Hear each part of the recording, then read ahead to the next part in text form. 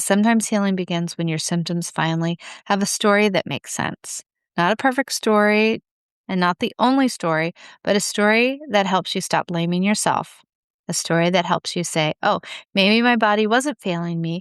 Maybe it was just trying to survive, and there was all these things going on that I didn't understand yet.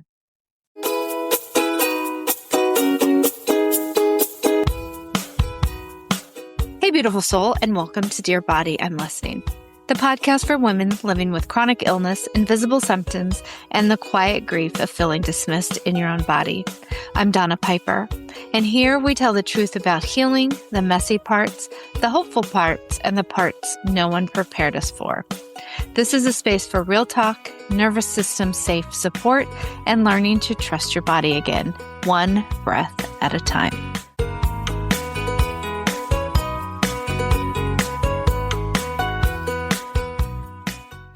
Hey, beautiful soul, and welcome to Dear Body, I'm Listening. My name is Donna Piper, and today we're going to be talking about the book, The Concise Perrin Technique, a Handbook for Patients by Dr. Raymond Perrin. It's a practical companion to the Perrin Technique second edition book that I spoke about a few podcasts ago. So if you want to listen to that larger expanded one, it's in 2 parts. Go ahead and go back about a month or so. This book explains about ME/chronic fatigue syndrome and why it helped me understand my own body and why sometimes the right framework can feel like someone finally turned on the lights in a room you've been stumbling through for years in the dark. And today's a little bit different. It's kind of a book talk episode, but instead of me saying this book destroyed me in the best way while holding an iced coffee and pretending my nervous system has never met a cortisol spike, we're going to talk about a patient handbook that helped me understand ME/chronic fatigue syndrome in a way that felt clearer, more practical, and honestly a little less terrifying. Because before I met Dr. Perrin, ME/chronic fatigue syndrome was not on my radar at all. Not even a tiny blip. Not even a maybe I should Google that later tab open in the back of my brain. I knew I was exhausted. I knew my body had changed. I knew something was very wrong. But I did not have the language for ME/chronic fatigue syndrome, and I did not understand post-external malaise.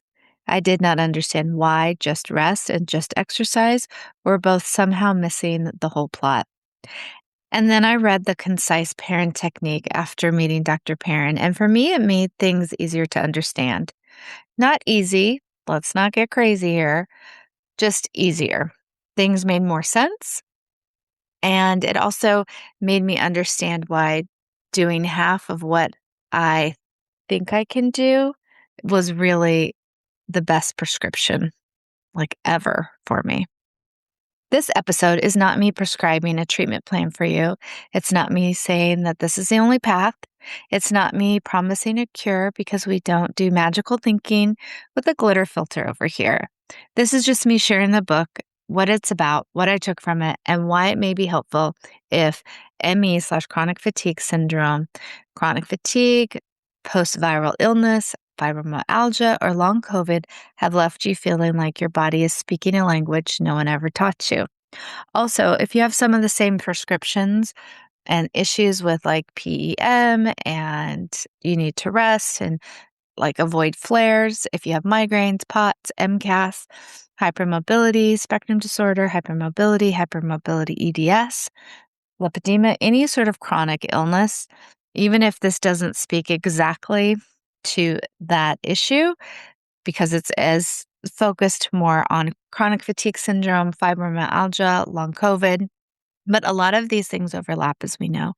So it can give you some language of how to communicate to your partner, to your friends, family, doctors, anyone in your life, how you're feeling. It also is a great book for your caregiver, loved one, people in your life to read, so they kind of get an idea of what is going on with you when you say certain things, like if you feel tired, if you feel like, oh gosh, I just washing the dishes is all I can do today, or maybe just taking a shower.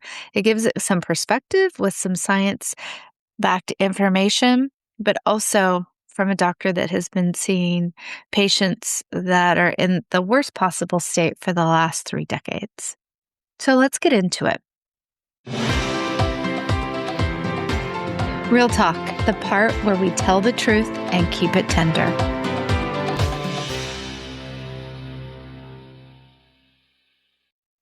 So here's the truth. There's a very specific kind of grief that happens when you realize your body has been trying to tell you something for years and nobody around you had the right translator. You didn't even know how to speak the language. You can spend years thinking you are lazy or dramatic or sensitive or inconsistent or just bad at life. Meanwhile, your body may be dealing with something deeply physical, deeply complex, and deeply misunderstood. That is what ME/chronic fatigue can feel like. It's not just tired. Tired is what happens after a long day at Disneyland when your feet hurt, your churro was worth it, and you need a nap. ME/chronic fatigue syndrome is a different beast. It can feel like your battery is not just low, it's glitching, like your system has an invisible ceiling. And if you bump into it, the consequences don't always show up right away. They sneak in later, like a Dateline episode with suspicious music. For me, one of the biggest pieces was realizing that I could do something and think, oh, I'm okay. And then later, sometimes the next day, or sometimes 2 days later, sometimes 3 days later, my body would crash. And I thought that I was backsliding or was out of the blue. But the delayed reaction matters. It's not a weakness. It's not a lack of discipline. And it's not, you need to get back into shape. You need to do more, all of that stuff. It's just what it is. It's information.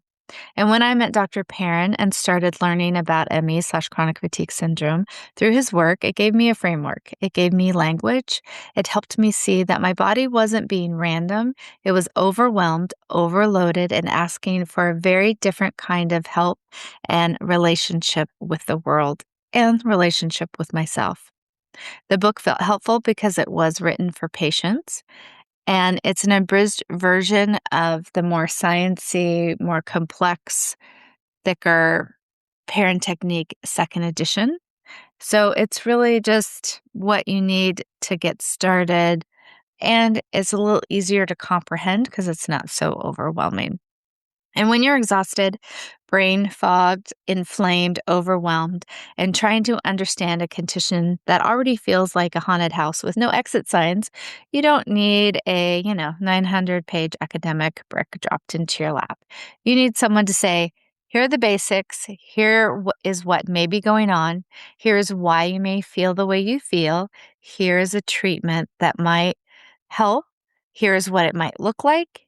And here is how pacing and why pacing matters. That is what the book did for me. It did not hand me a fantasy, it handed me a map. And listen, I love a map, especially when I've been wandering around my own body like, excuse me, who's in charge here? Why are we always under construction? The connective thread, where the body, story, and science start holding hands.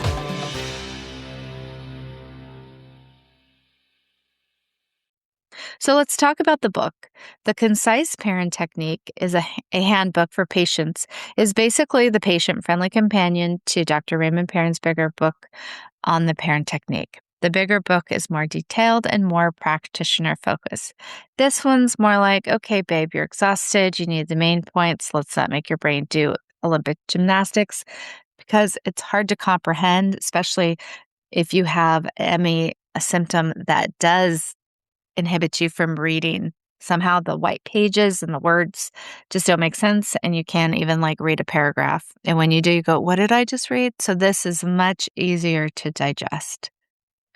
And also, if you're living with ME/chronic fatigue syndrome, fibromyalgia, long COVID, chronic fatigue in general, dysregulation on any spectrum, like that's nervous system dysregulation or dysautonomia, comprehension itself can become expensive. Reading can cost energy, thinking can cost energy, even trying to understand your own diagnosis can cost energy.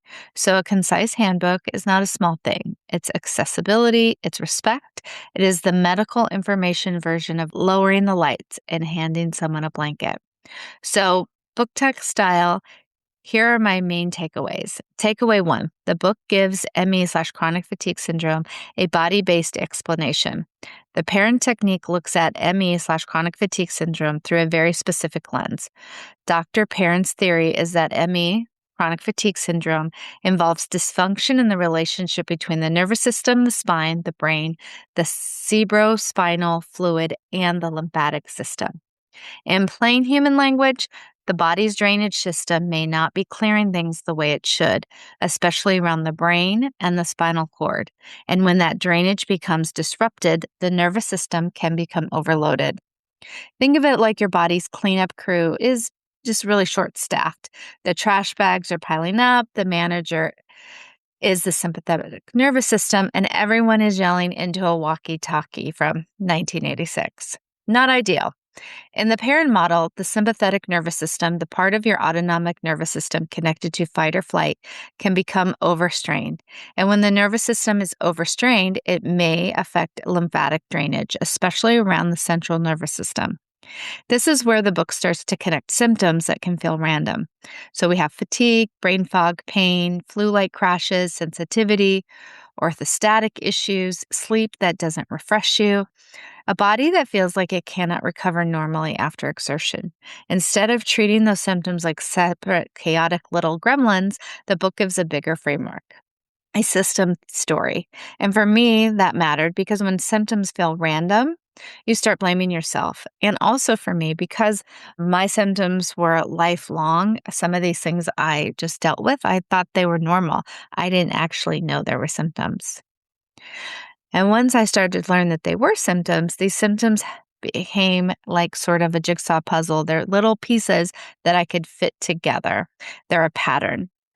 Takeaway 2, ME/chronic fatigue syndrome is not just about energy, it's about recovery. This was huge for me because so much of the outside world talks about fatigue like it's a motivation issue, like, oh, have you tried walking more? What's your sleep hygiene like? And yeah, that's important, but doesn't really have anything to do with it. And with all due respect, ma'am, with love, my nervous system did not ask for a wellness influencer with a ring light and a protein shaker. It asked for more pacing, safety, and maybe a lie down in the dark room. ME/chronic fatigue syndrome is not simply I feel tired. One of the hallmark features is post-exertional malaise, or PEM.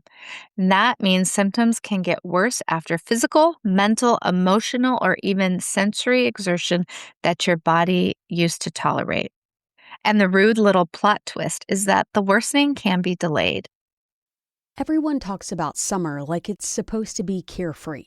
But if this season brings up money stress, body stress, family stress, or social stress, that's real too. Growth therapy can help with that. Whether it's your first time in therapy or your 50th, Grow makes it easier to find a therapist who fits you, not the other way around. They connect you with thousands of independent licensed therapists across the U.S., offering both virtual and in-person visits, nights and weekends. You can search by what matters, like insurance, specialty, identity, or availability, and get started in as little as 2 days. And if something comes up, you can cancel up to 24 hours in advance at no cost. There are no subscriptions, no long-term commitments. You just pay per session.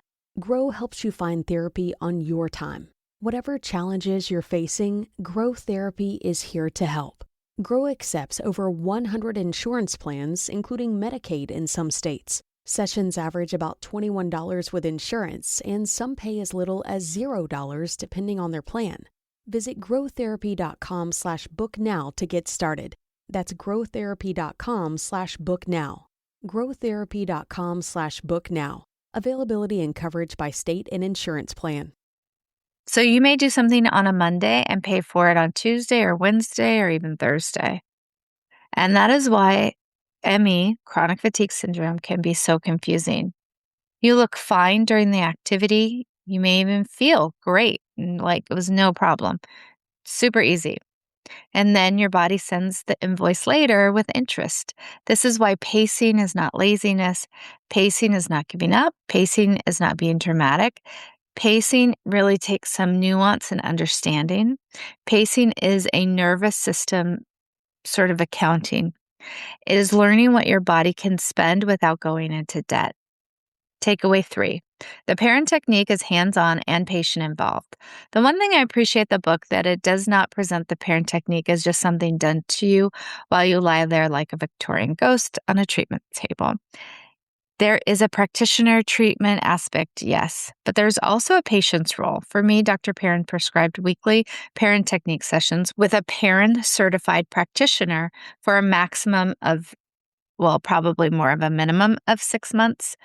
He usually prescribes 12 weeks and then assesses. Then you could go twice a week for a little time and then on and on and on. But for me, I really think I did it for almost 9 months straight, and that is what helped me. And then I still continue to do it, but now it's more mixed with my MLD because I've had surgery for my lipedema removal, which is different, but they talk about the same things. He also told me that for me and my issues, when he did the physical test and he also got the questionnaire and looked at my score and all these things, that it would take up to 3 years to fully recover. And that's if I followed the plan, if I did half of what I needed to do, if I did the self exercises and also saw a parent specialist. So 3 years. So it seemed, wow, okay.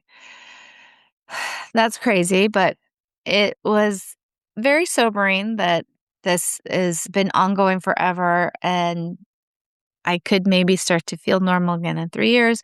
Seemed like a long time, but it was also very comforting. I had a plan, I had a prescription that was given to me, and he didn't think this was like a lifelong sentence for me. Because chronic illness recovery, you know, timelines matter and they could also be very, very unclear. I was fortunate that I got like some sort of framework and a timeline. Usually it's just one thing. Like I probably was diagnosed with gluten intolerance or gluten allergy. Both my paperwork, when I looked it up, is unclear. They both say that. But that was just to avoid gluten. There was never any, oh, it could be potentially an autoimmune reaction. Do you have any other autoimmune diseases? Let's look. Maybe that's been 20 years now. It's been a very long time. So at least he gave me a plan and a timeline. The plan for me included practitioner treatment, self-paced videos and movements, doing half of what I perceived I could do, and support from my husband. And yes, my husband to read the book. And he read the book, so he would understand, like, this is why cooking is going to be an issue. We need to figure out groceries and meal prep and all these other things, and getting someone to help clean the house and all these other things was an important part of the setup. And even figuring out like, okay, I can either cook or go to the grocery store.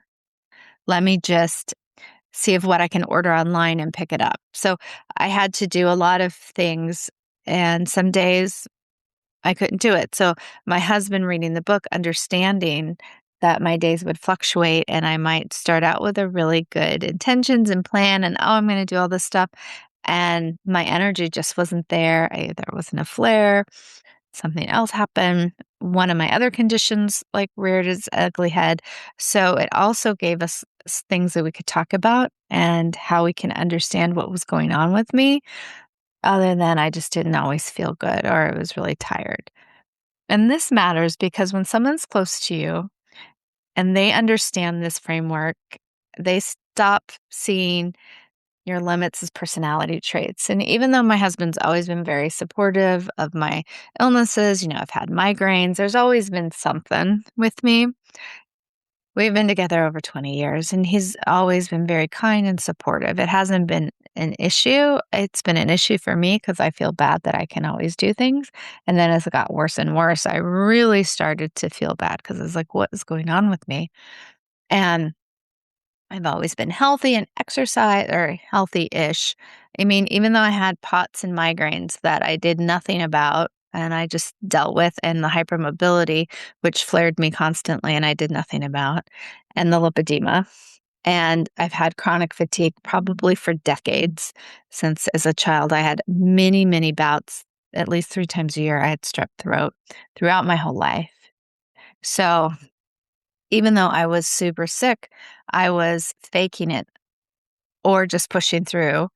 And he has been a wonderful supporter. But now, once we have language for this, it came a lot much easier for him to understand and for me to explain.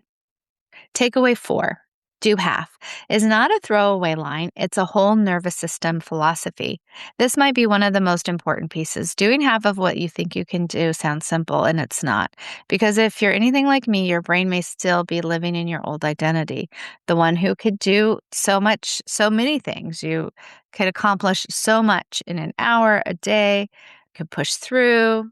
I would teach 10 hours a day Pilates. I would also see back-to-back clients the next day for at least 8 hours in therapy. I ran marathons. Then I would take care of gardening, and I would hike, and I would dance, and I would clean my house, and I would cook, and I would read, and I would do all of these things. And I thought I could handle it until I couldn't. So do the thing, then 3 more things, and wonder why your body is staging a rebellion in the parking lot. That kind of deal. But with ME, chronic fatigue syndrome, it doesn't respond well to the old pushing through operating system. That software has totally expired. It's like you have a floppy disk. And if you're my age, you can know what a floppy disk is based on this new digital, everything's in the cloud, right? There's no update available, and you're still uninstalling it with compassion. But doing half is not about being weak, it's about interpreting the push crash cycle.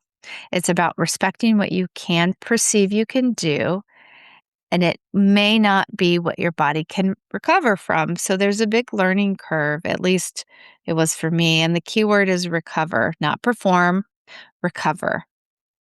Takeaway 5. This book is helpful because it explains without drowning you. And this is my honest book talk review. Is it beach reading? No. Unless your beach has compression leggings, electric lights, and a chair that fully reclines. This is emotionally validating. Well, yes, it is emotionally validating in a very specific way, not because it's full of poetic language, but because it takes symptoms seriously. It gives you a model, it gives you a structure. It says there may be physical reasons for what you are experiencing. And for anyone who has been medically gaslit, dismissed, minimized, or told your labs are normal so many times you want to take it and throw a pillow at it, the book helps answer questions like, why do I feel worse after doing too much? And really, doing too much, you're doing normal activities. So it doesn't feel like you're doing too much. So it's very nuanced because you think, oh, I do, eat, shower, cook, clean, whatever, work a little, all these things. And that maybe be too much. That has been too much I got to the point in my illness that I didn't even know I had, that I was way beyond just scaling back a little bit. It was daily functioning was very difficult. And asking your body, like, okay, so what is a crash? What does it look like for me? What is a flare? What does it mean when the nervous system is stuck in overdrive, and how does it feel in my body? So learning like what that feels like for me. And what gentle treatment really does do as far as effectiveness compared to forcing or trying to get it done quickly, giving myself, okay, at the minimum 3 years. So how can I go slowly, pace, and figure this stuff out? Because I'm not going to get better overnight. And that expectation, I really need to adjust for myself. It also talks about why pacing needs to be a part of the actual treatment plan and not just an afterthought, and why support at home matters just as much as going to either finding a parent practitioner that does the technique or doing it yourself. Like having support really does help take away some of that load so you can get the rest that you need. And it also helps me learn about ME, chronic fatigue syndrome, and it became less mysterious. Still complex, still annoying, right? But less mysterious. And when something becomes less mysterious, you can start relating to it differently. You can start, at least for me as well, stop treating my body like a problem child and start treating it like a system that has been overloaded, undersupported, and wildly misunderstood. And those are two very, very different things. Mythbuster moment, because some of what we've been told is absolute nonsense. Today's myth is very simple and classic, probably, but ME/chronic fatigue syndrome is just fatigue. Nope, absolutely not. ME, chronic fatigue syndrome, is not just being tired, and it's not fixed by a map, and it's not the same as needing a vacation, and it is not what happened when you stayed up too late watching a true crime documentary and now regret your life choices. ME, chronic fatigue syndrome, is a complex multi-system illness. It can involve post-exertional malaise, unrefreshing sleep, cognitive issues, orthostatic intolerance, pain, immune symptoms, autonomic symptoms, lymphatic symptoms, and a body that reacts to exertion differently than it used to. And then this matters because if we just call it fatigue, some people assume that the answer is energy. Like energy creates energy, so more exercise, more motivation, more discipline, more pushing. But if we understand PEM, nervous system overload, and the body's impaired recovery response, and those lymphatic system and that spine not removing those toxins from your body, then the conversation changes. The question becomes, okay, what can my body tolerate right now? What helps me recover? What costs me too much? So when do I say no to things? What things are really super important and what things are quasi important? If everything in the world is important, what's most important? And what does support actually look like? And what kind of support do I need in order to make sure I am moving within my limits? And what would happen if we believe the crash instead of judging it?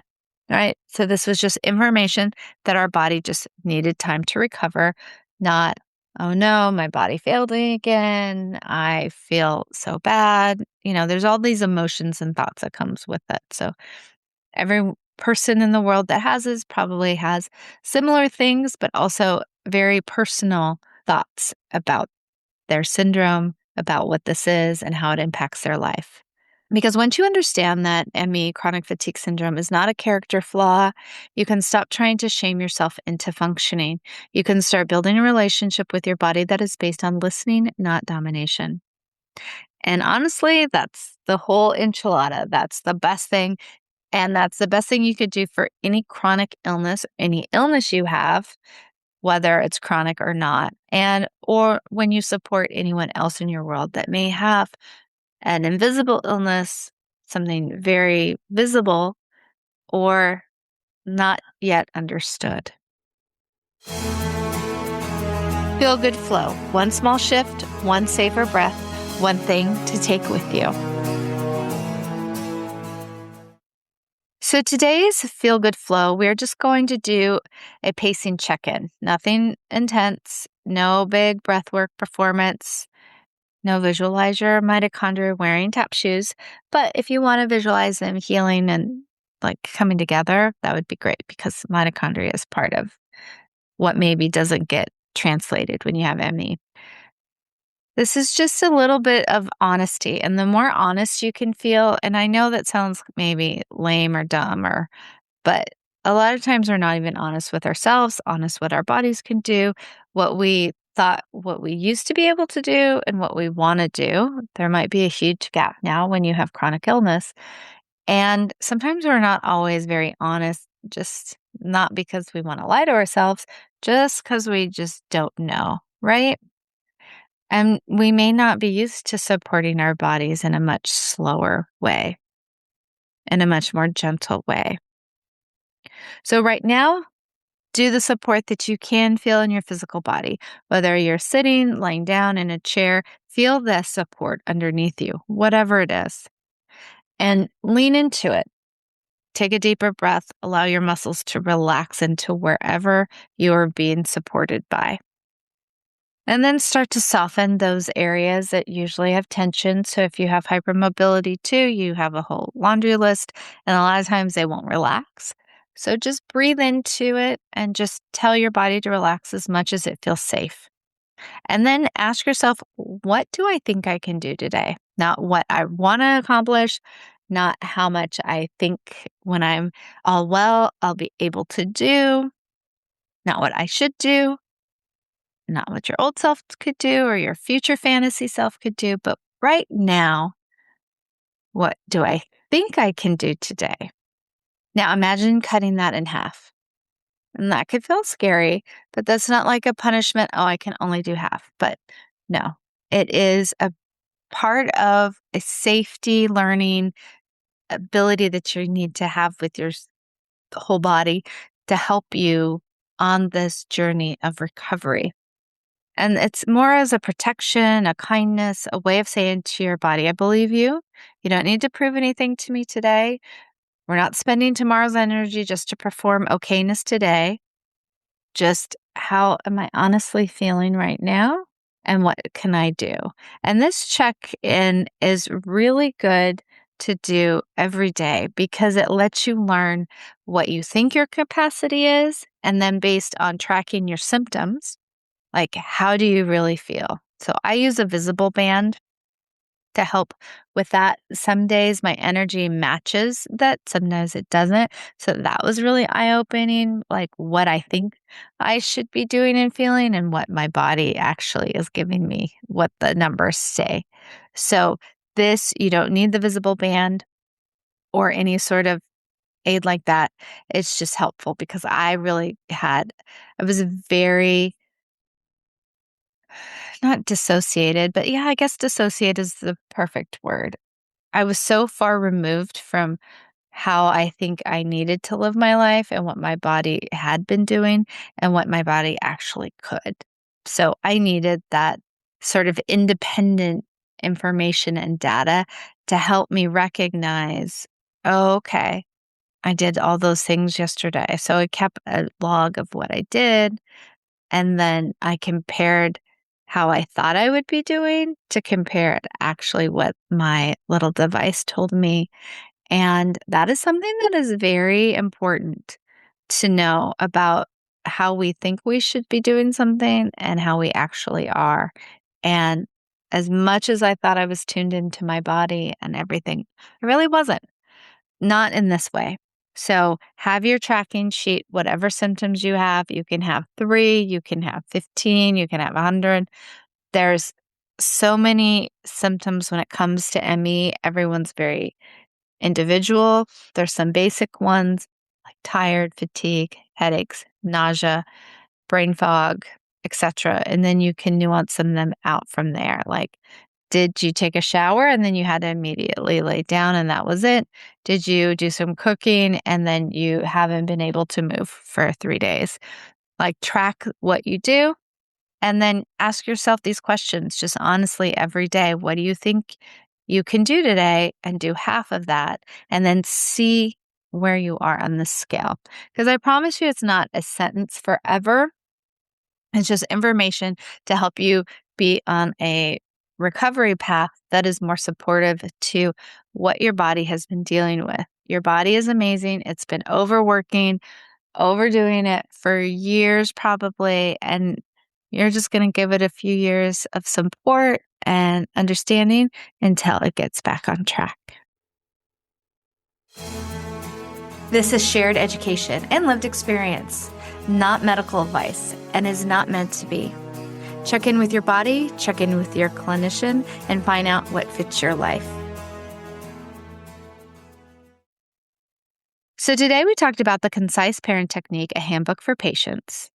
We talked about why this book helped me understand ME, chronic fatigue syndrome, when it was nowhere on my radar. We talked about the Perrin model, the nervous system, lymphatic drainage, the brain and spinal cord, and how a body can become overloaded in ways that show up in very real, very physical symptoms. We talked about the importance of pacing, doing half of what you think you can do, letting support matter, letting treatment be gentle, letting recovery be a relationship, not a race. And my biggest takeaway for you in this, if you're listening, is sometimes healing begins when your symptoms finally have a story that makes sense. Not a perfect story and not the only story, but a story that helps you stop blaming yourself. A story that helps you say, oh, maybe my body wasn't failing me. Maybe it was just trying to survive. And there was all these things going on that I didn't understand yet. And that's a sacred little plot twist, right? So if this episode has helped you understand chronic fatigue syndrome or the Perrin technique in a clearer way, that is my hope. But it's hard to give you everything that the book does tell you. It's just a little book talk to see if you would be interested in purchasing or not. I'll have links to everything in the show notes. And if you have a question you want me to answer in a future episode, DM me or send me an email at hello@donnapiper.com. I love it when these episodes come from real questions, real bodies, and real what the heck is happening to me moments, because that is where the good stuff lives. Thanks for listening to Dear Body, I'm Listening. And remember, there's nothing wrong with you. You've been just living in a body that has been misunderstood. Keep listening, keep trusting, and keep coming home to yourself. Until next time. Thanks for listening to Dear Body, I'm Listening. If this episode helped you feel a little more seen, a little more steady, or a little less alone in what your body has been carrying, share it with someone who might need that too. And remember, there's nothing wrong with you. You've just been living in a body that hasn't been understood. Until next time, keep listening gently.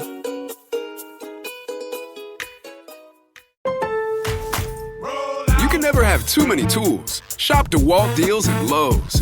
Get a free Select DeWalt 20-volt max power tool when you buy a Select 20-volt max 5-amp-hour battery kit. Plus, get a free additional DeWalt 20-volt max 8-amp-hour battery when you buy a DeWalt 10-inch 20-volt max dual-bevel compounded miter saw. Our best lineup is here at Lowe's. Valid through 6/24 while supplies last. Selection varies by location.